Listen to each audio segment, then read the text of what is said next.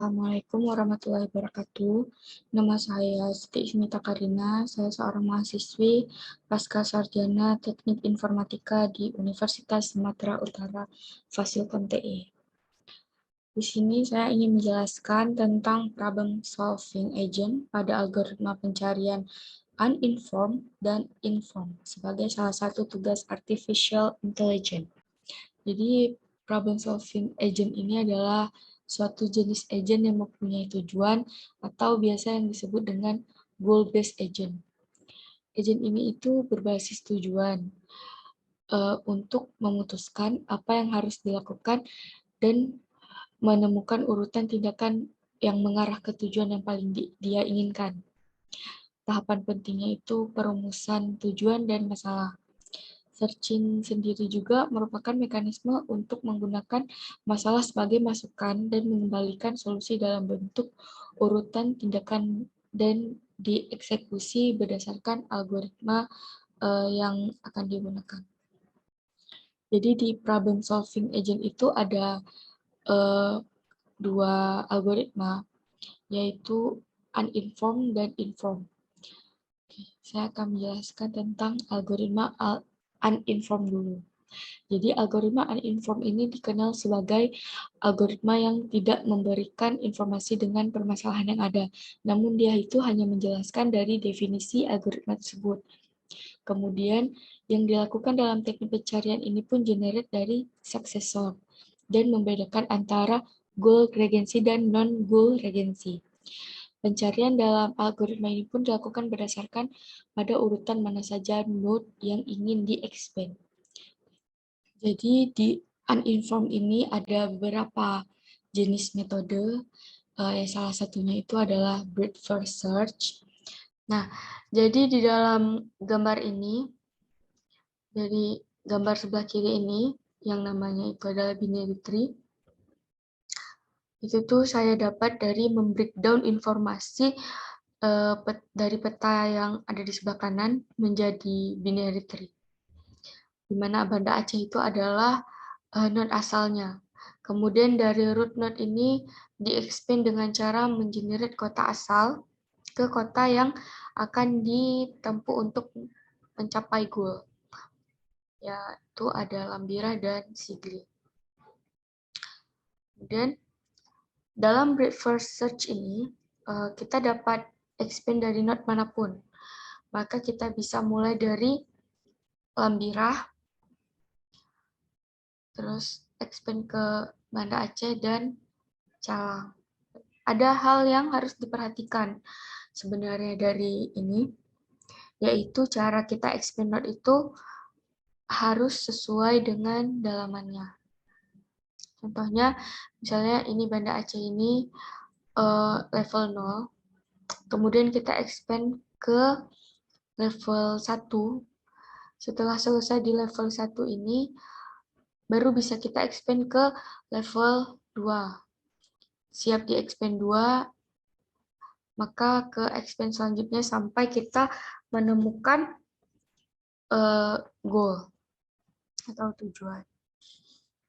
Ada hal yang harus kita cegah di breadth first search ini, yaitu pengulangan loop. Contoh pengulangan loop itu adalah, misalnya kita dari Banda Aceh, kita mau ke Lambira. Dari Lambira ini kita bisa saja balik ke Banda Aceh lagi. Jadi, agar tidak terjadi pengulangan loop, kita tuh harus cutting out dulu. Sebenarnya bisa saja kalau misalnya mau seperti ini, pengulangan loop ini, tetapi tidak efisien dalam masalah waktu.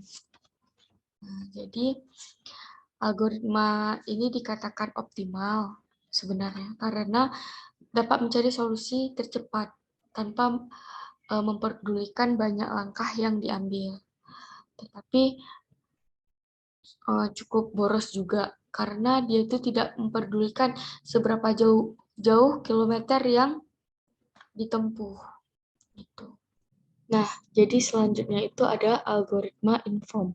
Algoritma inform itu dikenal dengan sebutan heuristic search Pencarian algoritma ini menggunakan knowledge yang spesifik terhadap permasalahan yang dihadapi di samping dari definisi masalah itu sendiri.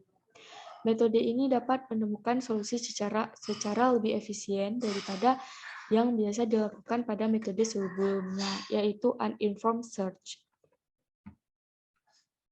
Jadi, di dalam inform itu ada beberapa jenis algoritma. Salah satunya adalah greedy best first search. Selain memikirkan tentang panjang antar kota, greedy ini juga memikirkan tentang jarak garis lurus setiap node, di mana goal node-nya itu merupakan finish atau tujuan akhir. Terus kemudian ada informasi straight line. Berikut ini nanti bertujuan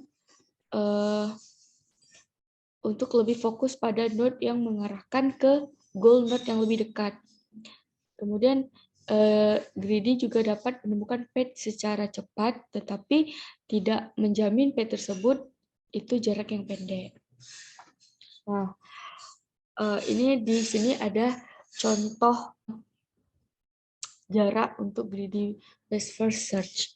Nah, di sini kan ada Banda Aceh dan Banda Aceh memiliki 2 cabang, yaitu Kelamno dan Sigli.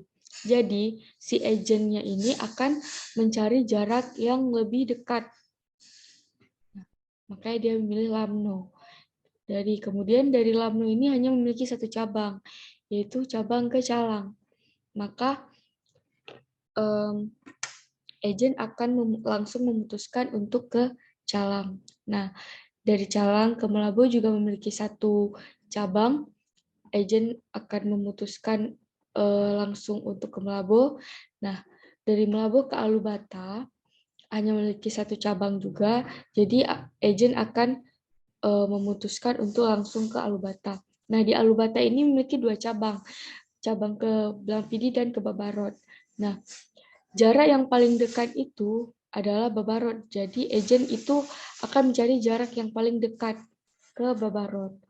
Nah, dari Babarot ke Rampung itu hanya memiliki 1 cabang, Rampung ke Rikit Gaib hanya memiliki 1 cabang, Rikit Gaib ke Blangkejeren juga memiliki 1 cabang, Blangkejeren ke Medan memiliki 1 cabang. Nah, jadi di sini itu jaraknya sudah ditentukan agent mana yang lebih dekat.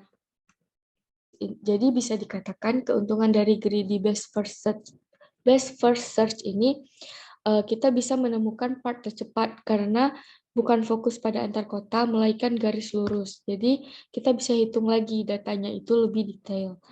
Tetapi di algoritma ini walaupun bisa menemukan part tercepat, ada masalah yang muncul karena kita tidak bisa menjamin jarak terpendek itu atau terpanjang. Kita juga tidak tahu tujuan yang kita mau pergi ini apakah ada kemacetan yang buat jalanan jarak yang sebenarnya singkat menjadi lebih lama gitu. Sekian jelasan dari saya. Terima kasih atas perhatiannya. Assalamualaikum warahmatullahi wabarakatuh.